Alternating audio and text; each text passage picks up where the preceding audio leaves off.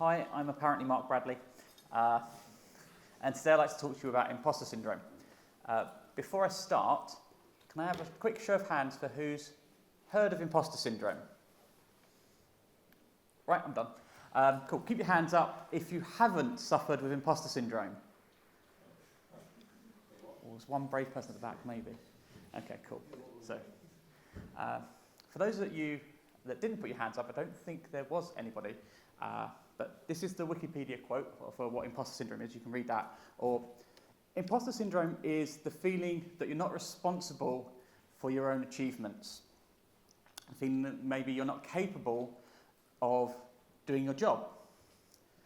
Like you've faked your way through maybe some or most of your career, despite evidence to the contrary. The fact that you have a job, the fact that you've had many jobs. You've not been fired for being bad at your job. Your boss maybe occasionally tells you you're good at your job. Your colleagues comment you on your code, something about your job. That's the kind of feeling of imposter syndrome. However much someone tells you you think you're good, you just won't listen. Your brain won't allow you to think that. So, when we start learning things, this is the Dunning-Kruger curve of learning. When we start here at knowing nothing, and we very quickly reach the top up here. This is peak of Mount Stupid. This is the point where you suddenly think you know enough. You've got everything. It's like, you reach this point and you're just on that first step, and then suddenly you have this dawning realization of, oh no, there's so much more, and then you tumble down into this valley down here, and you kind of start working your way up. Learning, actually going more in depth in your subject. The issue is at any point on this curve, you start believing you're back here, and you start thinking, well, no, I'm actually no good. I don't know anything, and that can be really demoralising. That's the only science I'm going to do. The rest of the talk is all how I felt, how I dealt with it, and talking to other people about how they dealt with it. Cool. So, why am I talking about this? Well, until I heard of imposter syndrome, I was at work worrying and panicking that I was no good at my job. I've been a software engineer now for over 12 years. Before that, I was at university. I studied for 4 years, computer science degree. And I just felt like I was suddenly going to get found out that I couldn't do this. This is like, looking at nearly 14 years of writing code. And I was like, they're going to realise I really wasn't happy at work. I was really not enjoying work because of this. I considered leaving. And I wondered how I'd managed to blag my way into 3 quite good jobs. I considered leaving, but I didn't know what I could do because this was what I loved doing. I just didn't think I was any good at it. And that's what I want to talk to you about today. I don't want anyone else to not know about imposter syndrome and start feeling like this. Hopefully you all realise you all should put your hands up at the beginning. Everyone feels like this at some point. And that's imposter syndrome. It really can bite. So, when I started thinking about this talk, I started to talk to colleagues and lots of people about why they thought they suffer imposter syndrome, things that make them feel like it.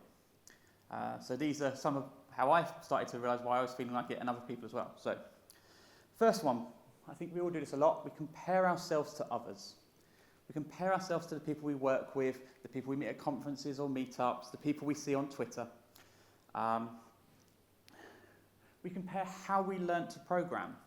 People that are self-taught or did a boot camp might worry about people who went off to university and studied for 4 years and know all about this academic programming. And vice versa as well. People that went off to university might start panicking about people, well, they're self-taught. How did they just pick all this up out of a book or reading tutorials? So that was kind of one of the things.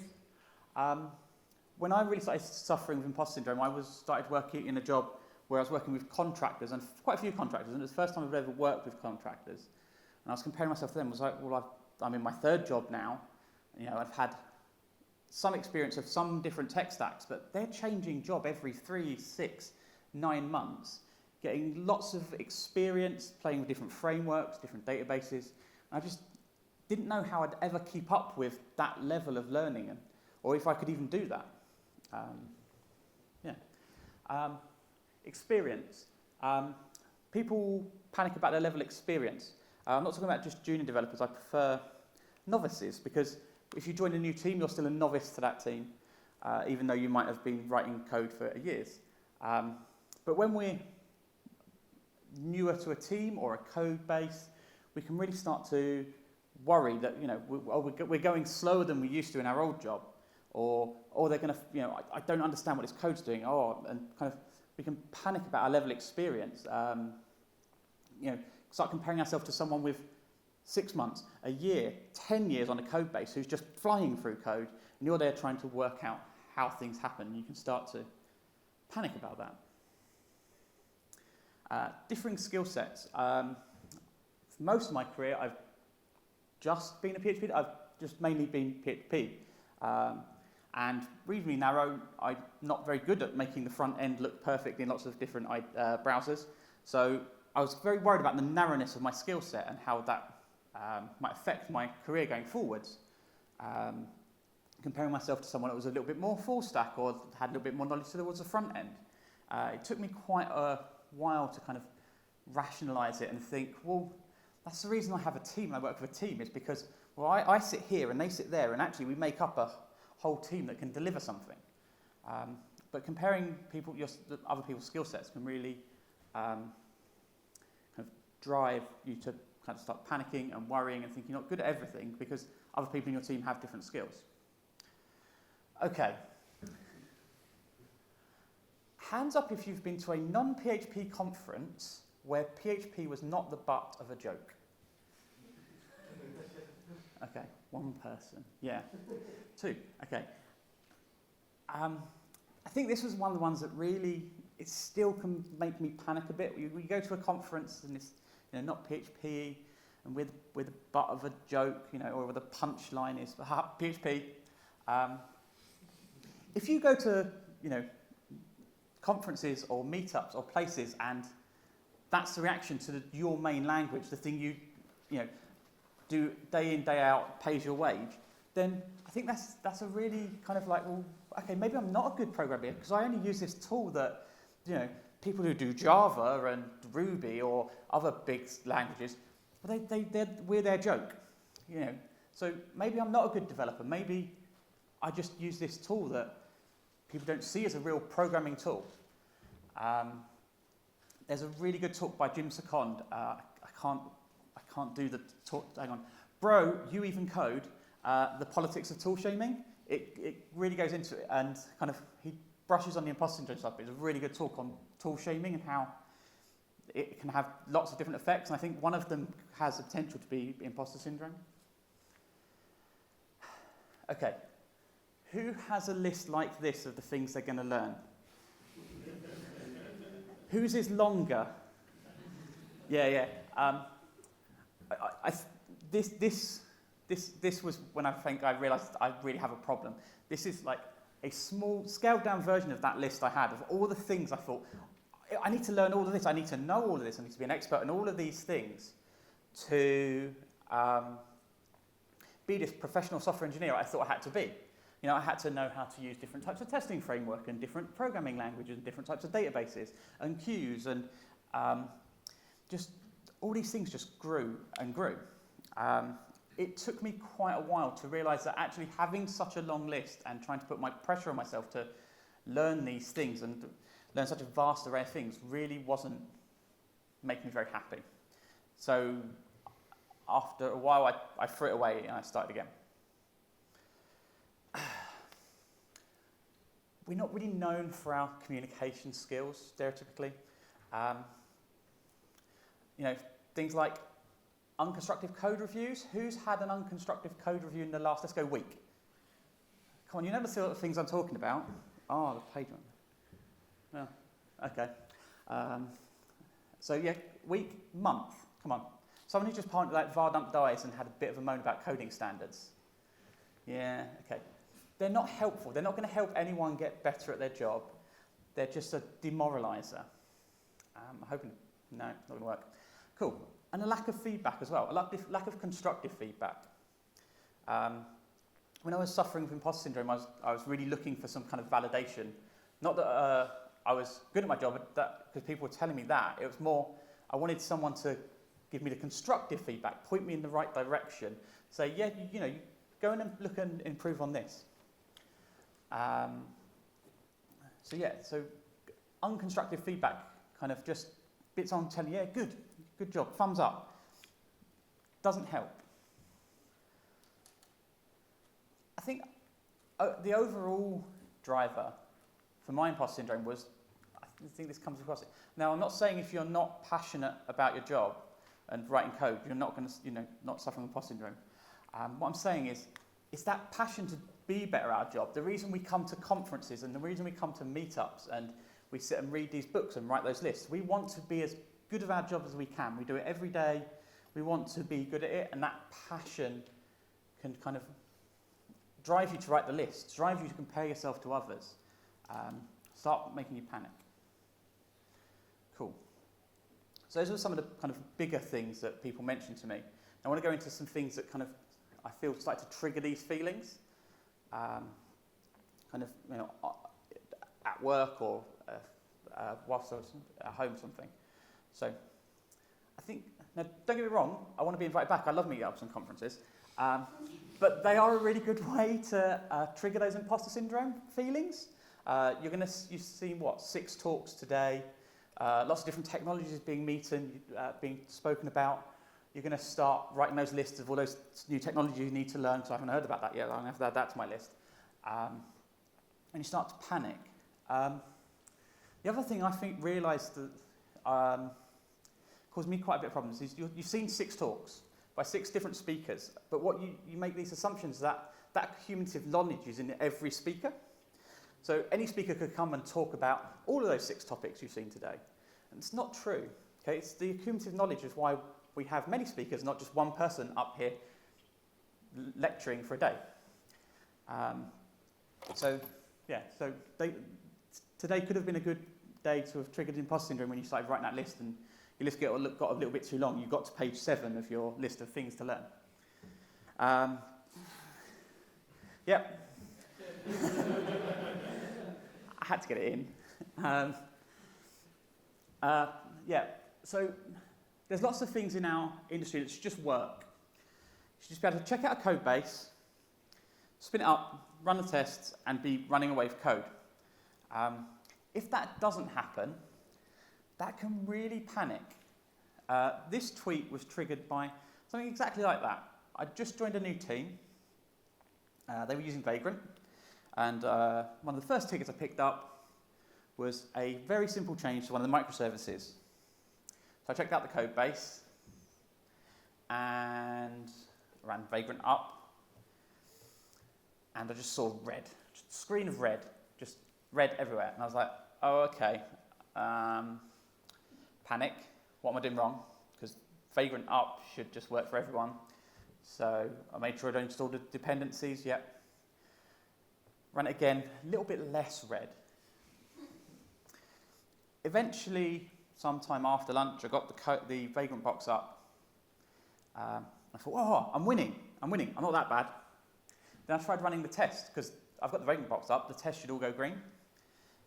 Cue another screen of red E's, just E, red.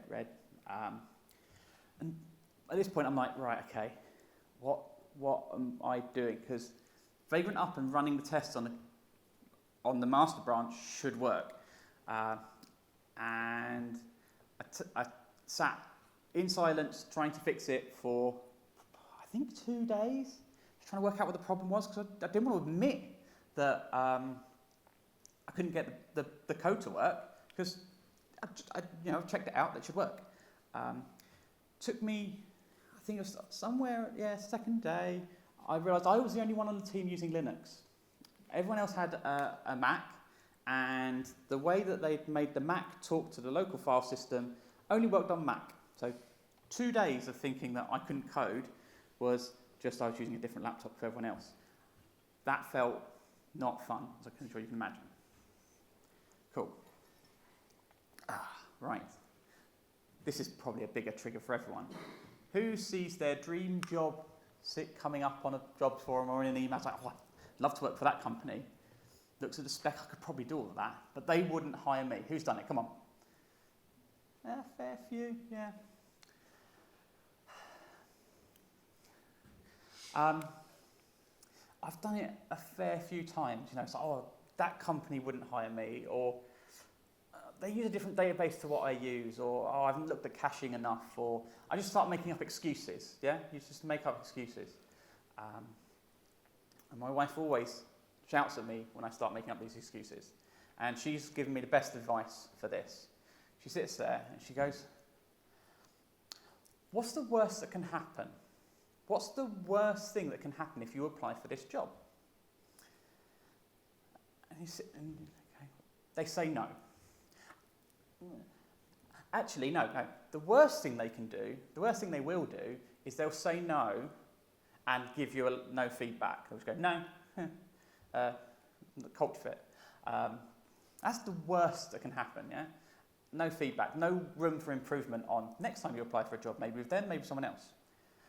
They're not going to print your CV out, stick it on the office notice board, and go, this guy thought he could work for us. They're not going to do that. They're just going to go, no, and probably, just bin it. But on the flip side to that, you might get that job. You might get that dream job. You might work for that prestigious company you've always wanted to work for. So next time you're sitting at home and you look at the thing, just email your CV. Just do it as quickly as you can, so it's done and it's over with. A ripping off Band-Aid. Okay? So, yeah. This one's quite a new one for me. There's a few speakers in the room. This is normal, I'm assuming, yeah? Kind of going, getting up enough courage to apply to speak at a conference, then you get accepted. I had a few sleepless nights in the last week, thinking, oh, well, the train ticket was expensive. Maybe I should have found a cheaper train. Or, oh, I got a flight. It's £5 more than the train, but it's much quicker. So later on I'm going to suggest you do start speaking as a way to feel better about imposter syndrome. But remember, just another thing to make it feel worse. Okay. Imposter syndrome can affect people in various ways. I think when I was really struggling with it, it was quite, it really affected my job. Not only was I not happy because I thought I was going to lose my job, I was kind of defensive, so quite argumentative about things, kind of a bit snappy, which is not good because then there's another reason I could lose my job. I'm getting snappy with people. I started to, because I was worrying I wasn't going fast enough or wasn't doing a good enough job, started working a bit later or looking at the code at home, and that led to burning out. So now I'm knackered and still think I'm bad at my job. So the quicker you recognise that these feelings are your brain going, you're fake, not you are bad, the easier it is. Now that I recognise these feelings occurring, I kind of go, oh, it's just imposter syndrome, it's okay, and hope that I'm not lying to myself there. So yeah, it's kind of can really kind of spiral quite quickly. So kind of be careful. Okay, I've spent 20 minutes making you all miserable. Should we leave it there? No. Okay. So here are just some tips that I found helped me start feeling better. Started to convince myself that I wasn't as bad as I thought at my job. The first one was knowing about it. That's why I wrote this talk. When I started suffering with imposter, I'd never heard of it before. I can't remember where someone goes, and I read a blog post or saw some talk somewhere. I was like, oh, okay.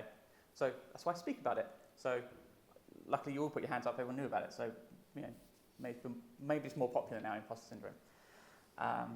Who knows? But yeah, knowing. Then I decided, well, I don't feel like I'm very good at my job. So how can I maybe convince myself I am? So I've decided I'm going to go back to basics. I'm going to make sure I understand kind of this, things like the solid principles, good OOP. Started reading things like Clean Coders, Clean Code, Gang of Four, looking at it and realising, looking at the Gang of Four patterns books, I do recognise these, I do use these. I don't use all of them in my day job, but I don't think anyone should. You shouldn't throw all those patterns at one project, that would be madness. And I started feeling better. I was like, I do know this. I'm okay. But then I want to start proving it to myself even more, not just reading it and going, yeah, I know this. I need to start writing some code. So I started playing with code katas. Does everyone know what a code kata is? Hands up if you don't know what a code kata is. Okay, cool. I'll explain. That's fine. So, who here's done martial arts or seen martial arts? The way you learn martial arts is through a kata at first. So you are taught the first move. So say the first move of the kata is a punch. Okay, so the whole class will sit and do that punch and get it right until the person in the front goes, I think everyone understands it, and they introduce a second punch or a kick. And you learn this routine, and you go over this routine, and you add to it, and you add to it until it's perfect. And that's a kata. And a code kata is a very similar thing. It's taking a very small task, something like FizzBuzz, or the bowling game simulator, or that, and just doing that thing repetitively, doing it over again every day. And it's not about learning how to solve the problem, because once you've solved FizzBuzz, twice, I think you know how to do FizzBuzz. But it's about learning everything around it. It's about practicing your skills in the end. So it's about finding new little things in your IDE that make your job better, quicker, faster, finding a new feature in a testing framework you're using, and just slowly improving your skill set and your knowledge day by day by doing the same simple task and learning a new key combination to make the test run quicker or something like that. And that was a really good way to kind of prove myself. I can write this code and I'm getting better and I'm improving. Then I wanted to think a little bit bigger than a half-hour coding challenge. And I was like, well, what challenges you? It's a bit bigger. Recruitment tests. Outside of applying for jobs, recruitment tests can be fun. Who knew? Because it's something to looking to challenge you, looking to see your skill set. So, kind of I was using some recruitment tests I asked friends for them as a way of kind of pushing myself and writing some bigger code, tying things together, having to bring in a framework or a database. There are a few up there. If you think you have or you know of a recruitment test that you think is fun, please submit a pull request. If you want to practice, go ahead. They're good fun. So yeah, recruitment tests were a really good way to start having to write more code than maybe a couple of classes that a kata would require. This one helps kind of now that I know about imposter syndrome, I'm not feeling down. If I start kind of panicking, it's like, oh no, I don't know what I'm doing, I definitely distract myself. Lots of people I spoke to do this in different ways. Some people go off and do a crossword. Some people go off and grab a cup of tea, play foosball, ping pong, anything. Just they get away from the problem. They get away from the thing that's kind of making them panic about maybe that they can't do it. Clear their head and go back fresh. And that can really help. Okay. I really like this one. This one came from Jeremy Coates when I gave this talk at PHP Northwest. It's a really simple rule, the 30-minute rule. If you're sitting there and you realise you're starting to struggle and you're not quite sure what to do, you give yourself 30 minutes. And after 30 minutes, if you're still struggling and you've made no headway, it's your responsibility to go and ask for help. Now, he enforces this rule across his team, his entire company. It normalises asking for help. It means that just going to ask for help is not a scary thing, because everyone asks for help. There's always people asking for help every day, and asking for help isn't a bad thing. You're not expected to know everything. So being encouraged and almost forced to ask for help and shown that being asked for help is not a weakness kind of makes it a lot easier. So that's one maybe you can bring into your teams. Especially if you're introducing new people to your teams, you can introduce that quite easily. You go, okay, you know, if you're junior developer, you know, if you're struggling, you know, give it a go for 30 minutes because, you know, sometimes struggling is a way of learning. But if you're really getting stuck, after half an hour, just come and ask for help. It's okay.